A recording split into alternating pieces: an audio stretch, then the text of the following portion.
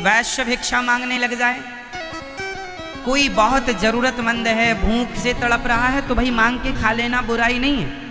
पर भिक्षा वृत्ति जो है कि भीख मांग के ही हम अपना परिवार पालेंगे, ये अधिकार केवल ब्राह्मण को है। ब्राह्मण भिक्षा मांग सकता है, क्षत्रिय भिक्षा नहीं मांग सकता। क्यों जी? हाँ या ना? सबके एक अधिकार है। आज भी हम स्मार्ट सिटी में रहते हैं, स्मार्ट देश हो रहा है हमारा, स्मार्ट सोच है हमारी, पर फिर भी हमें वो फॉलो करना पड़ेगा जो हमारे सतयुग त्रेता द्वापर से नियम फॉलो। जब भगवान कृष्ण, जब धर्मराज युधिष्ठिर ने यज्ञ कराया, सुनना, धर्मराज युधिष्ठिर ने जब यज्ञ कराया तो यज्ञ में जो ब्राह्मण भोजन करने आते थे, उन्हें ब्राह्मणों के चरण भगवान श्री कृष्ण धुलते थे और उनकी जूठी पत्तल भी भगवान श्री कृष्ण उठाते थे। महाभारत आप पढ़ लेंगे, सब चीजें मिल जाएंगी। जिनका सम्मान, खुद ब्राह्मण का सम्मान भगवान करते हैं, उनका अपमान आप करने लग जाएंगे तो भगवान प्रसन्न होंगे। इसलिए कोई भी यज्ञ तब सफल होता है जब उस यज्ञ में प्रथम भोजन ब्राह्मण करता है। बोलो हाँ कि ना? आपके पिता की तेरही भी तब सफल होती है जब पहला भोजन ब्राह्मण करता है। तो ब्राह्मण को प्रथम स्थान पर आपने रखा है, और ये हमने आपने नहीं, अनादि समय से क्यों रखा है?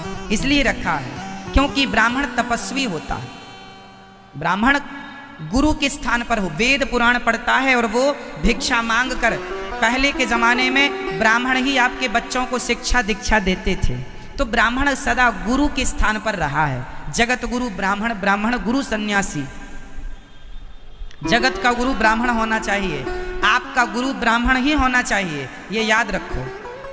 आपका गुरु कौन होना चाहिए? ब्राह्मण। वो संत है तो भी ब्राह्मण संत ही होना चाहिए, साधु है तो ब्राह्मण साधु ही होना चाहिए। जगत गुरु ब्राह्मण। यदि आपका गुरु ब्राह्मण नहीं है तो आपका गुरु मंत्र का, आपकी गुरु दीक्षा का कोई अर्थ नहीं है। आप करते रहो, राख में आहुति डालते रहो, स्वाहा स्वाहा स्वाहा, राख में डाल रहे हैं, कोई फर्क नहीं, डालते रहो। जगत का गुरु कौन होता है? बोलो, ब्राह्मण। गुरु आपके ब्राह्मण ही होने चाहिए। चेक कर लेना गुरुजी का आधार कार्ड, ब्राह्मण ही होने चाहिए। ये नहीं कि बाबा जी का बड़ा नाम है, बड़ी इज्जत है तो आपने गुरु बना लिया ना जी। इसलिए कहा है पानी पियो छान के, गुरु बनाओ जान के। इसलिए गुरु बनाओ जान के। आपका गुरु कौन होना चाहिए? ब्राह्मण। और ब्राह्मण में भी वो ब्राह्मण जो भगवान का भक्त हो, जो सदा भगवान के प्रति झुका हुआ हो, भगवान के लिए जो संध्या करता हो, जो गायत्री का जप करता हो, वो त्यागी तपस्वी ब्राह्मण होना चाहिए। ब्राह्मण के भी लक्षण बताए। ब्राह्मण तो बहुत मिल जाएंगे, पर ब्राह्मणों में भी श्रेष्ठ ब्राह्मण जो अपने लिबास में रहता है, सदा धोती कुर्ता पहनता है, तिलक लगाता है। जो ब्राह्मण शिखा रखता है, चोटी। जो ब्राह्मण गायत्री का जाप करता है, त्रिकाल संध्या करता है, सूर्य अर्घ देता है, भगवान से प्रेम करता है, वो ब्राह्मण ब्राह्मणों में सर्वश्रेष्ठ ब्राह्मण है। कर्मनिष्ठ, धर्मनिष्ठ। इसलिए ब्राह्मणों की महिमा है। इसलिए आप इन बातों को समझो। अब आप मेरे से सवाल कर सकते हैं कि महाराज जी, ब्राह्मण क्षत्रिय वैश्य शूद्र ये चारों जब एक हैं तो ब्राह्मण श्रेष्ठ क्यों है? आप श्रेष्ठ क्यों बता रहे हैं? हम नहीं बता रहे। भाई ये बताओ, बारात जब जाती है तो बारातियों में श्रेष्ठ, बारातियों में श्रेष्ठ स्थान किसका होता है? जोर से, और जोर से। दुल्हे का। दुल्हा।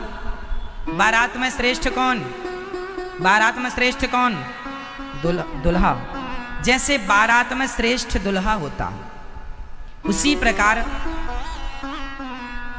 आपको, अर्जुन थे क्षत्रिय, अर्जुन थे क्षत्रिय। अर्जुन को गांडीव पकड़ना किसने सिखाया? बोल दो। द्रोणाचार्य जी ने। द्रोणाचार्य ब्राह्मण है। पहले का ब्राह्मण ज्ञान रखता था और योग्य शिष्यों को ज्ञान देता था। तो ब्राह्मण देता रहा है, आप ब्राह्मणों को क्या देते हैं? भिक्षा। मुट्ठी भर चावल, थोड़ा आटा सुपड़े में आप सजा के ले आते हैं सीधा। आप ब्राह्मण को पेट भरने के लिए भिक्षा देते हैं और ब्राह्मण आपके बच्चों को शिक्षा देता है। इसलिए जो भीख लेकर आपको, सुनो, आजकल के मास्टर पैसे लेकर पढ़ा तो रहे हैं, पैसे लेकर जो पढ़ाई जा रही है वो शिक्षा है, वो संस्कार नहीं है। संस्कार वो पहले के गुरु लोग दिया करते थे जब गुरुकुल होते थे। पहले आपके बच्चे जब गुरुकुल जाते थे तो आपके बच्चे भी भिक्षा मांग कर लाते थे, भिक्षा मांग कर लाकर गुरु को देते थे, गुरु उसको बनाकर शिष्यों को खिलाता था और ऐसे त्याग तपस्या में शिक्षा देता था। तब उनकी शिक्षा से महाराणा प्रताप, वीर शिवाजी जैसे लोग पैदा होते थे, उनकी शिक्षा और उनके संस्कारों से। और आज के पैसे की शिक्षा से भ्रष्टाचारी पैदा हो रहे हैं। हाँ या ना? बोलो हाँ या ना? पहले की शिक्षा से श्रवण पैदा होते थे, राम पैदा होते थे। आज की शिक्षा से ऐसे बच्चे हो रहे हैं जो अपनी माँ को वृद्धाश्रम भेज देते हैं, पढ़े लिखे। गौरी गोपाल वृद्धाश्रम में हमारी ऐसी कितनी माएँ हैं जिनके बच्चे सरकारी स्कूलों में प्रोफेसर हैं, जो लेक्चरार हैं, जो बड़े बड़े उच्च पदों पर हैं शिक्षा के। आज वो उनकी माँ यहाँ रहती है। तो शिक्षा तो है, ये वही शिक्षा है जो पैसे से ली गई है। पैसे से शिक्षा मिल जाएगी, पैसे से संस्कार नहीं मिलेंगे, याद रखो। आज की शिक्षा बिकाऊ हो गई है। ये स्कूलों में शिक्षा बिक ही तो रही है। ये स्कूलों में शिक्षा क्या हो रही है? तुम्हारे बेटे की 30-30 हजार फीस जा रही है। काहे की जा रही है? 50-50 हजार जा रही है, 1-1 लाख फीस जा रही है। किसकी? ये बिकाऊ शिक्षा है। चाणक्य ने चंद्रगुप्त मौर्य को सम्राट बना दिया। बताओ कि चाणक्य ने कितना चार्ज लिया था चंद्रगुप्त से? पढ़ाने का क्या लिया था? पहले की शिक्षा निःशुल्क होती थी, इसलिए शिक्षा के संग संस्कार मिलते थे और वो आदमी ईमानदारी से अपना जीवन यापन करता था। आज की शिक्षा बिकाऊ है। आजकल के कुछ लोग, यदि आपके पास पैसे कम हो तो स्कूल वाले नाम तक नहीं लिखते आपका और आपके बच्चों का। पैसे कम है जी, पैसे लाओ। 1000 कम पड़ रहा है, 2000 कम पड़ रहा है, पैसे नहीं लाओगे तो अंक सूची नहीं देंगे, टीसी नहीं देंगे। क्या ये बहाना नहीं कर रहे हैं आज के स्कूल? तो आज की शिक्षा तो धड़ल्ले से बिक रही है और बिकने वाली शिक्षा से ना आपके बच्चों का भविष्य हो सकता है, ना मेरे देश का कोई भविष्य है इस शिक्षा से। ये बिकाऊ शिक्षा है। इसलिए चाणक्य की शिक्षा ने चंद्रगुप्त को सम्राट बनाया। वशिष्ठ जी की शिक्षा ने राम को राजा बनाया। जिस राम को आज पूरी दुनिया कल्पना करती है राम राज्य की, वो राम को वशिष्ठ जी ने पढ़ाया। वो कृष्ण को जो द्वारिका के राजा हैं सांदीपनि जी ने पढ़ाया। हाँ या ना? फिर ब्राह्मण भीख मांगता है और भीख मांग के वो आपके बच्चों को उचित सही संस्कार, सही शिक्षा देता है। इसलिए ब्राह्मण गुरु के स्थान पर है, इसलिए सदा उसका सम्मान करो, आदर करो। आज ये संस्कृति यदि बची है तो उन ब्राह्मणों के कारण बची है जिनके माथे पर तिलक है और धोती पहन करके वो त्रिकाल संध्या कर रहे हैं। आज ये सनातन संस्कृति बची है तो बचा रखा है, वरना मैं आपसे कहता हूं कि हफ्ते में 1 दिन धोती कुर्ता पहना करो, माथे पर तिलक लगाया करो। आपको शर्म आती है?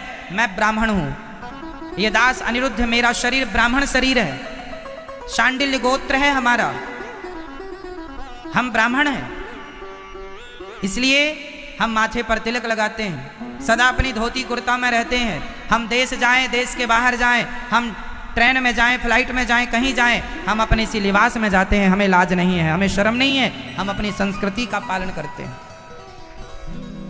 धन्य है वो लोग जो आज के इस युग में भी अपनी विरासत को, अपनी संस्कृति को बचाए रखें।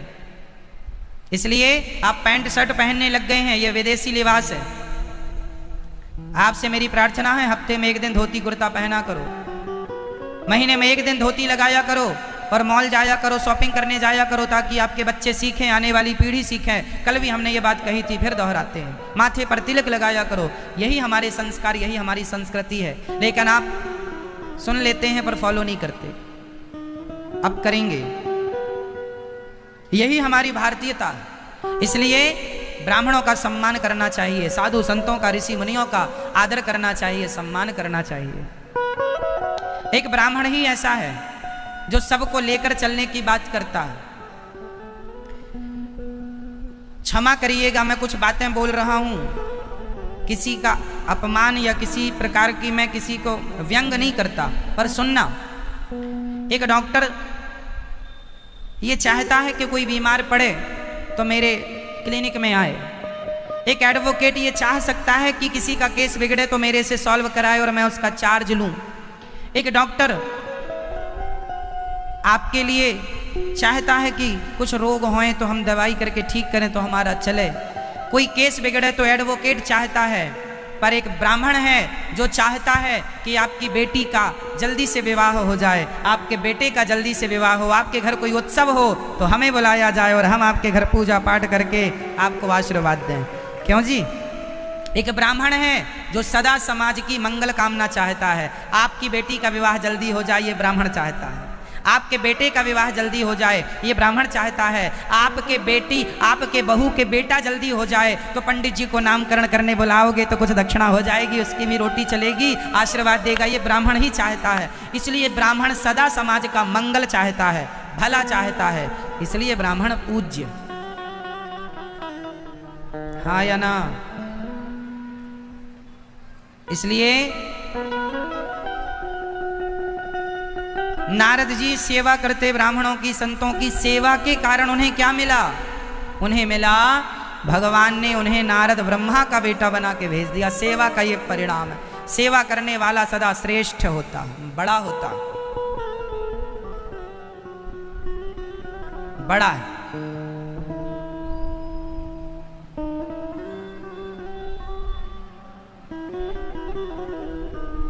नारद जी ने व्यास जी को दिव्य ज्ञान दिया। व्यास जी महाराज ने भागवत की रचना की, भागवत लिखी, और व्यास जी महाराज ने महाभारत से अपने ग्रंथ की शुरुआत की। कहां से शुरुआत की? महाभारत में एक चर्चा है कि जब द्रौपदी के 5 बेटे मारे गए, द्रौपदी के 5 बेटे गुरु द्रोणाचार्य के पुत्र अश्वत्थामा ने विंध्य, प्रतिविंध्य, सुत, सोमश्रुत, कर्मा, शतानीक, श्रुतसेन, ये 5 बेटे हैं द्रौपदी के, जो 5 पति से एक एक पुत्र है। जब सिर काट दिया, महाभारत का युद्ध हमें बहुत कुछ शिक्षा देता है, मैं हर बार आपको समझाता ही हूं। ये समझो कि महाभारत से एक सबक लेना है। महाभारत में अर्जुन का रथ किसने चलाया? महाभारत में अर्जुन का रथ किसने चलाया? भगवान श्री कृष्ण ने। यही जीवन का सार है कि बस आपका हम सब का रथ, आपकी हम सब की गाड़ी बस भगवान चलाने लग जाएं, यही शरणागति है। आप चला रहे हैं, बस हे नाथ मेरी गाड़ी आपके हवाले, तू जाने तेरा। द्रौपदी के 5 बच्चों को अश्वत्थामा ने मार दिया। अर्जुन पकड़ने गए तो ब्रह्मास्त्र जलाया। कृष्ण कृष्ण महाबाहो भक्ताना अभयंकरा, त्वमेको दह्यमानामपवर्गोऽसि संश्रते। अश्वत्थामा को चलाया जब ब्रह्मास्त्र, भगवान की शरण में आए अर्जुन, भगवान ने ब्रह्मास्त्र चलाने का निवेदन किया, कहा, आज्ञा दी। दोनों ब्रह्मास्त्र भगवान ने शांत किए। अश्वत्थामा को पकड़कर द्रौपदी के सामने खड़ा कर दिया अर्जुन ने। द्रौपदी के कितने बच्चे मर गए? जोर से किसने मारा? ये अश्वत्थामा कौन है? गुरु द्रोणाचार्य के पुत्र। गुरु द्रोणाचार्य के बेटे का नाम अश्वत्थामा। अश्वत्थामा ने द्रौपदी के 5 बच्चों को मार डाला और 5 का सिर काट दिया। और फिर भी जब दुर्योधन के पास गया, मैंने पांडवों को मार दिया, दुर्योधन बोला ये पांडव नहीं पांडव पुत्र हैं। उसी समय दुर्योधन की मृत्यु हो गई। अधिक लालच जो है ना मैया, वो विनाश करता है। अधिक तो देखो सब चीजें बुरी हैं, अति सर्वत्र वर्जयेत। अति तो सब बुरी है। लालच, दुर्योधन को बड़ा लालच था। किसका? गद्दी का। अपनी नगरी हस्तिनापुर में तो था ही, वो इंद्रप्रस्थ पांडवों की नगरी को भी चाहता था और उसने जुआ खेलकर जीत ही लिया। गलत काम किया उसने, जुआ में छल करके जीत लिया। जरूरत से ज्यादा लोभ ना करना मेरी माँ। जितना हमें ईश्वर दे रहे हैं हमारी मेहनत का, वो हमारा। बेईमानी का आपके घर आ भी जाए तो जितने जल्दी है उसे बाहर कर दो। ये हमारा नहीं है तो हमें स्वीकार नहीं है। जो हमारा है वो हमारा है।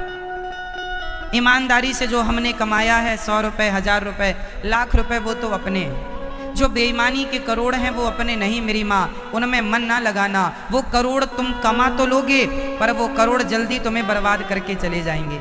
एक बात याद रखना, बेईमानी का धन अधिक से अधिक 10 साल तक रुकता है, 11वें साल समूल नष्ट करके जाता है। बेईमानी का धन कितने दिन तक रुकेगा? अधिक से अधिक।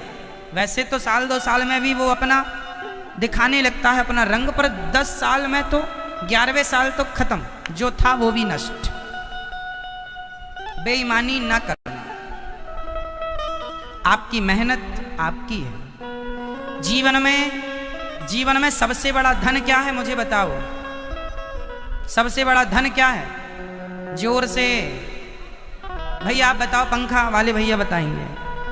बताओ सबसे बड़ा धन क्या है? क्या है भैया? आप बताओ भैया, सबसे बड़ा धन क्या है? हमारे जीवन में क्या चाहिए हमें? कौन सा धन? बोलो मेरी माँ। संतोष। जितना दिया संतोष धन, सब धन धूरी समान। सबसे बड़ा धन है, बोलो, संतोष। जितना है उसमें क्या करेंगे? मैया आप पड़ोसी और पड़ोसन का धन देख देख कर जलती तो नहीं हो? बोलो मेरी माँ। आप लोग पुरुष लोग बोलेंगे आप लोग पड़ोसियों को देखकर जलते तो नहीं है? इसके बाद बहुत आ गया, बहुत आ गया, तो आ रहा उसके भाग्य का, वो खाएगा तुम्हारे भाग्य का। तुम जलने से होगा क्या? जलते रहो। इसलिए ईर्ष्या द्वेष त्याग दो। किसी से ईर्ष्या करने से हमें कोई लाभ नहीं है सिवाय नुकसान के। लेकिन आज का आदमी ईर्ष्या बहुत करता है। पड़ोसी तरक्की कर जाए तो लो ईर्ष्या।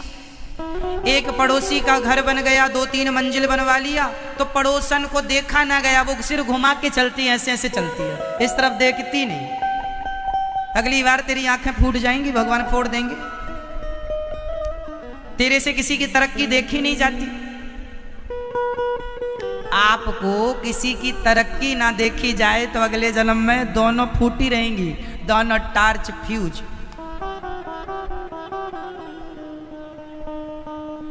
इसलिए ईर्ष्या ना रखा करो किसी से। वो अपने भाग्य का खा रहा है, हम अपने भाग्य का खा। क्यों जी? हमारे घर के बगल में ही एक करोड़पति आदमी रहता है, उसका बड़ा घर बना आलीशान, उसी के बगल में एक घास की झोपड़ी में आदमी रहता है। तो घास की झोपड़ी में रहने वाला अपने भाग्य का खा रहा है और महलों में रहने वाला अपना खा रहा है। उसके अपने कर्मों का फल वो भोग रहा है, आप अपने कर्मों का फल आप भोग रहे हैं। ये तो अपने अपने कर्म दंड हैं। जिसको जैसा आपने अच्छा किया होगा तो आज आपके संग अच्छा हो रहा है। आप आलीशान जिंदगी जी रहे हैं, सोने की चम्मच में आप दूध पीते हैं, सोने की गिलास में आप दूध पी रहे हैं, सोने की थाली में खा रहे हैं, और लोगों को पत्तल भी नसीब नहीं हो रही है। लोगों को पत्तल भी। ये क्या है मेरी माँ? ये क्या है जरा मुझे बताओ। ये सब अपने अपने भाग्य का खेल है मेरी माँ। इसलिए कहता हूं जलन रखने से फायदा नहीं है, जलने से फायदा नहीं है। जो आपके भाग्य का है वो आपको मिल गया है, जो उनके भाग्य का है वो उन्हें मिला है। इसलिए आप तो भगवान की प्रसन्नता में अपने को प्रसन्न रखना। जो हमें मिला है वो हमारा है, जो ईश्वर ने दिया है बहुत है। अब हमें किसी से जलन करें हम कि तुम्हारे पास ज़्यादा है, इससे हमारा धन तो बढ़ेगा नहीं, बल्कि हम पाप के भागीदार और बन जाएंगे। है ना मैया? बोलो हाँ कि ना। इसलिए मेरी माँ लफड़े में ना पड़ा करो, उसके पास ज्यादा, उसके पास ऐसा है ना।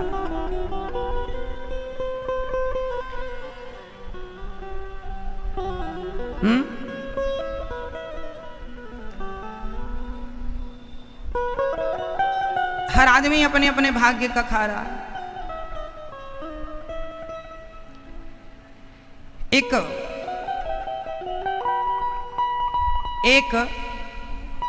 एक धनवान है, एक कंगाल है, क्या बताएं। हाँ, तीन।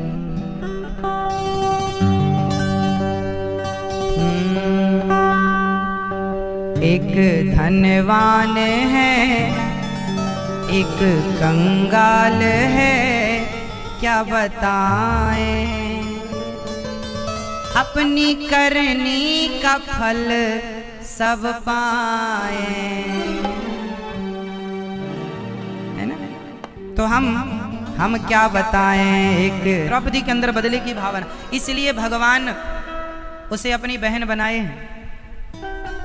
जिसका हृदय उच्च है, श्रेष्ठ विचार है, बदले की भावना तो देखो छोटा मोटा आदमी, मूर्ख आदमी बदले की भावना रखता है। हमें बदले की भावना नहीं रखनी। आप हमें गालियां दो, आप हमें जूते मारो, आप हमें लाते मारो, हम तो यही कहेंगे भगवान आपका भला करें। हम क्यों आपके संग गलत करें। आप जो हमें कह रहे हैं, हो सकता है वो हमारे पापों का दंड हमें मिल रहा हो, हम क्यों मार के पापी बन जाएं। इसलिए अपने राम देखो, जब भक्ति के रास्ते पर चलना है ना, तो ये सोच श्रेष्ठ सोच है। ये सोच श्रेष्ठ सोच तब है जब भक्ति के रास्ते पर चलें। यदि हम देश की बात करें कि हम देश की रक्षा कर रहे हैं, हम देश के नागरिक हैं, और हमारे भारत में कोई आतंकवादी घुस जाए तो हमें घर में घुस के मारना चाहिए उसे, ये राष्ट्र प्रेम होगा। पर भक्ति के पथ पर जब निकल पड़े हो तो फिर तो जो हो रहा है वो भगवान की इच्छा मान के सहन करते हुए ईश्वर की तरफ बढ़ो। कहाँ कहाँ मुंह लगोगे, किस किस को जवाब दोगे। इसलिए चुप रहो और आगे चलते रहो। हाथी चला बाजार, कुत्ते लगे हजार। इसलिए परवाह ना किया करो कि जगत क्या कहता है, बस जगन्नाथ जी क्या सोच रहे हैं आपके लिए, ये परवाह किया करो। जगत की नहीं, जगन्नाथ की। ठीक है मेरी माँ? द्रौपदी परम दया की मूर्ति हैं, इसलिए उन्हें माँ कहा गया। आप भी बिल्कुल ये ईर्ष्या, द्वेष, छल, कपट, झूठ सब छोड़ दो मेरी माँ। बिल्कुल शुद्ध हो जाओ, पवित्र हो जाओ, गंगा की तरह, गंगा जल की तरह पवित्र। निर्मल मन जन सो मोहि पावा। जब तक आपके अंदर ये ईर्ष्या, द्वेष, छल, कपट भरा है, तब तक आप दुखी ही रहेंगे, इसका कोई तोड़ नहीं। आज का आदमी दुखी इसलिए है, छल कपट भरा पड़ा। ये शिवांगमयी प्रतिमूर्ति श्रीमद् भागवत महापुराण। दूर दूर से आई हमारी माताएं, श्रोतागण, भक्तगण, कथा का रसपान करने वाले सभी भक्त, सबको जय श्रीमन नारायण, जय श्री कृष्ण, जय श्री राधे। स्वागत है आप सभी भगवान के भक्तों का इस पावन सी नगरी वृंदावन की पवित्र धरा में। हम सभी भागवत जी को श्रवण करते हुए अपना जीवन कृतार्थ कर रहे हैं। कल हम लोगों ने कथा में सुना कि भगवान से कुंती बुआ ने विपत्ति मांगी, दुख मांगा। सुख की चाहत ना करो। आज दुखी क्यों हैं लोग? आज दुखी इसलिए हैं क्योंकि उन्हें सुख की कामना है, चाहत है। आज का व्यक्ति क्या चाहता है? सुख। इसलिए क्या मिलता है? यदि सुख ही ना चाहे तो दुख नहीं मिलेगा। आपकी जो चाह है यही आपके दुख का मूल कारण है। इसलिए कहता हूं, चाह उतनी ही रखो जितनी जरूरत है। जरूरत से ज्यादा इच्छाएं, उन इच्छाओं का अंत करना सीखिए, वरना इच्छाओं का कोई अंत नहीं।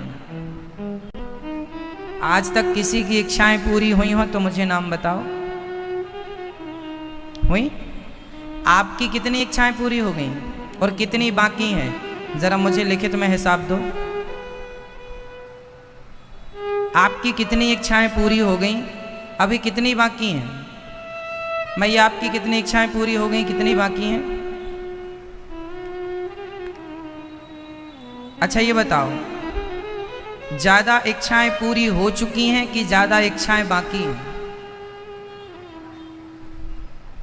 बोलो, आपकी कितनी इच्छाएं बाकी हैं अभी? मैया आगे वाली मैया बताएंगे आपकी कितनी इच्छा बाकी है अभी। बोलो मैया। एक इच्छा है, कौन सी? ऊपर जाने की। ये कोई इच्छा थोड़ी है, ये तो समय आएगा चले ही जाएंगे। ये इच्छा नहीं अच्छी। ऊपर जाने की इच्छा नहीं, ऊपर वाले को मिलने की इच्छा करती तो भी अच्छा होता कि भगवान से मिल लेते। मरने की इच्छा क्या है? भगवान को पाने की इच्छा रखो। मरना तो हो ही जाएगा, समय आएगा तो मर ही जाएंगे। मैया आपकी क्या इच्छा बाकी है बताओ जरा, मैं आज पूरी करूं आपकी वो इच्छाएं। क्या इच्छा बाकी है आपकी मेरी माँ? क्या इच्छा रह गई है? आप लोगों की ज्यादातर इच्छाएं पूरी हो चुकी हैं कि ज्यादातर इच्छाएं बाकी हैं? जल्दी जल्दी बताओ, हम कोई प्रश्न कर रहे हैं आपसे। मैया इच्छाएं ज्यादा पूरी हो चुकी हैं कि ज्यादा हैं बाकी?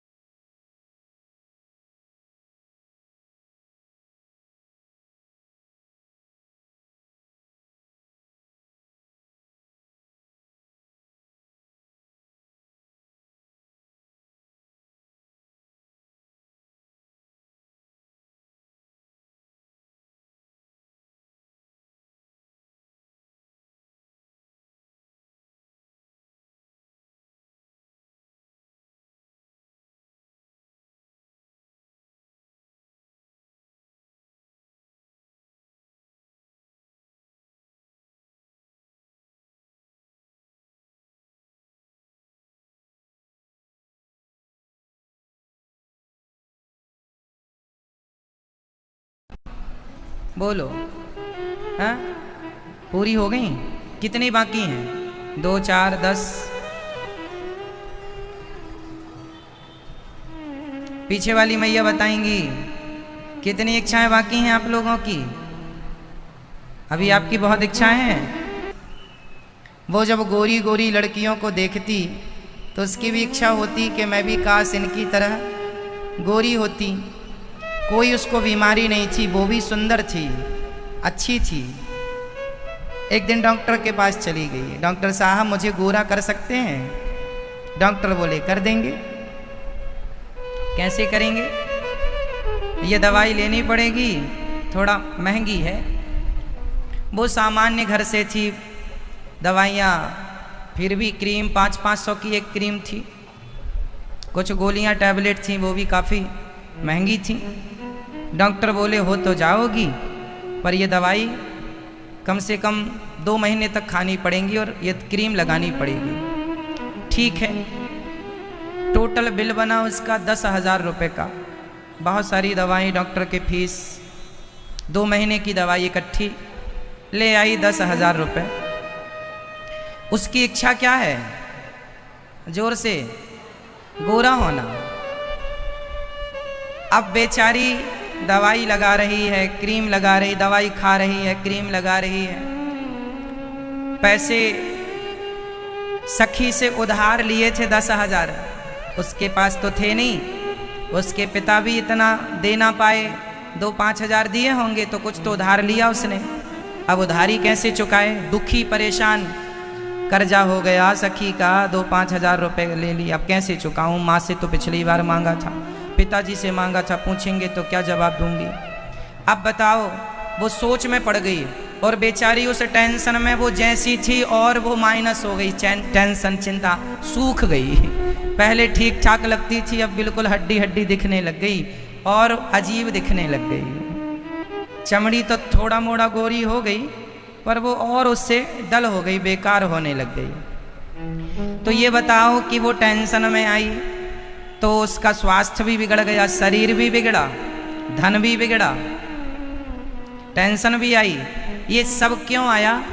क्योंकि आपकी इच्छा थी गोरा होने की। यदि गोरे होने की इच्छा ही ना होती, ईश्वर ने जैसा बनाया था उसमें आप खुश रहते, तो आप तो ऑलरेडी खुश ही थे। जबरदस्ती आप दुख को निमंत्रण देके आ गए।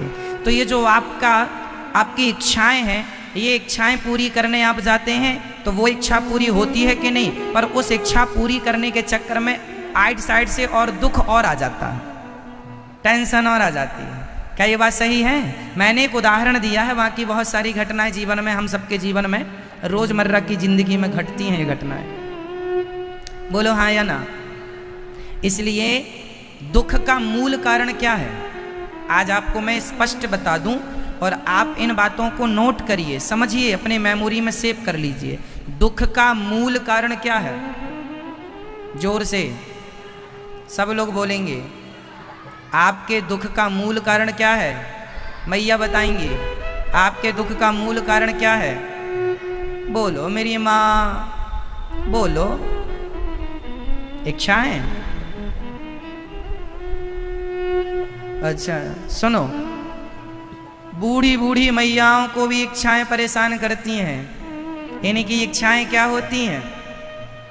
इनकी इच्छा होती है कि हमारा बेटा हमारे पास थोड़ा सा बैठे, बात करे, हमारी बहू हमें जरा सम्मान दे, इज्जत दे, हमारा बेटा हमारा सुना कहा सुना करे, हमारी बात माना करे।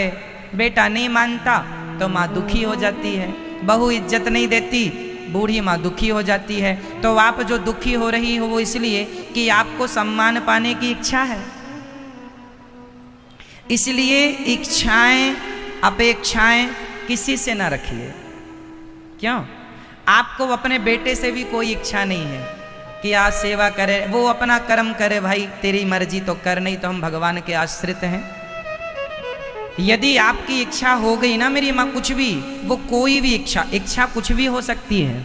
बेटे से मिलने की इच्छा, सम्मान की इच्छा, है ना, कोई भी इच्छा हो सकती है, खाने की इच्छा, इसलिए पैसों की इच्छा, धन्ना सेठ बनने की इच्छा, पैसे वाले घर की इच्छा, गाड़ी की इच्छा, स्त्री की इच्छा, पुरुष की इच्छा, ये इच्छाओं का कोई अंत थोड़ी है। अच्छा घर बना लिया तो अब अच्छे घर में इच्छाएं हो गई, एक अच्छी गाड़ी होती, एक अच्छी गाड़ी हो गई, अब इच्छा हो गई कि आपको भी लोग जानते, नाम होता, आपका इज्जत होती समाज में। सारी इच्छाओं की पूर्ति में आदमी जिंदगी बिता देता है, लेकिन इच्छाएं तो मुंह फाड़े बैठी हैं, किसी की पूरी हो पाई। इसलिए कहता हूं आपको, इच्छाओं को त्याग दो, इच्छाओं के हिसाब से जीवन ना जियो, नहीं तो ये तड़पा तड़पा कर मारती हैं इच्छाएं। क्यों मैया? इसलिए चाह गई चिंता मिटी, मनवावे परवाह, जिसको कछु ना चाहिए सो ही साहंसा। अब मुझे फाइनल उत्तर दो आप, इस संसार में सुखी कौन है? जिसकी इच्छाएं बहुत हैं वो, या जिसकी कोई इच्छा नहीं है वो? बोलो मैया, सुखी कौन है संसार में? जोर से बोलो मेरी माँ। मैया जी, ओ पीली साड़ी वाली मैया, ओ पंचायती मैया, क्या इच्छा है आपकी?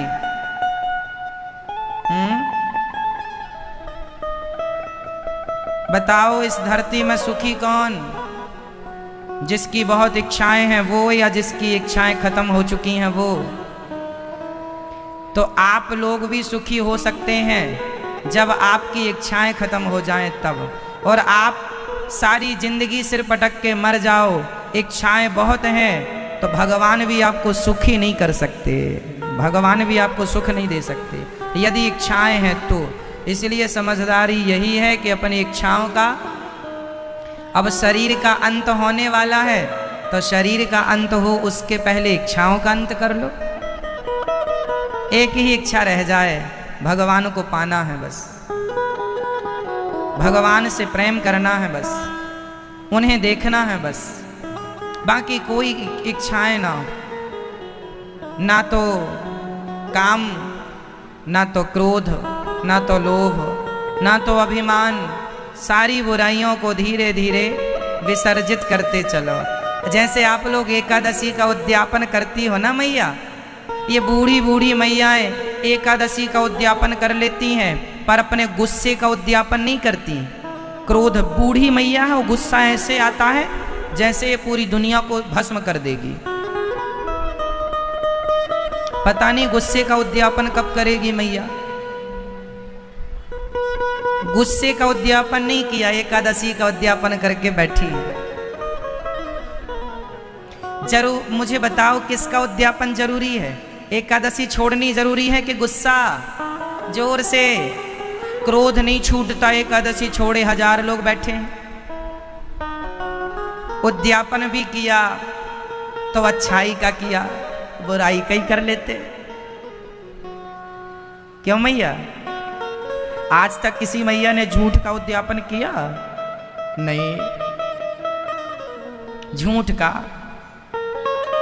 अभिमान का, क्रोध का, निंदा का, चुगली का, इसका उद्यापन कोई नहीं करता। महाराज जी एकादशी का उद्यापन कर लें, छोड़ना है तो अच्छाई ही क्यों छोड़ो, बुराई क्यों नहीं? आपके हिसाब से क्या छोड़ना अच्छा है, अच्छाई के बुराई? तो ये दुनिया के लोग अच्छाई छोड़ देते हैं। कोई मर गया आपके घर में जन्माष्टमी के दिन, तो अब जन्माष्टमी नहीं करेंगे महाराज, कोई मर गया है घर में, ससुर जी मर गए, अब हमारी जन्म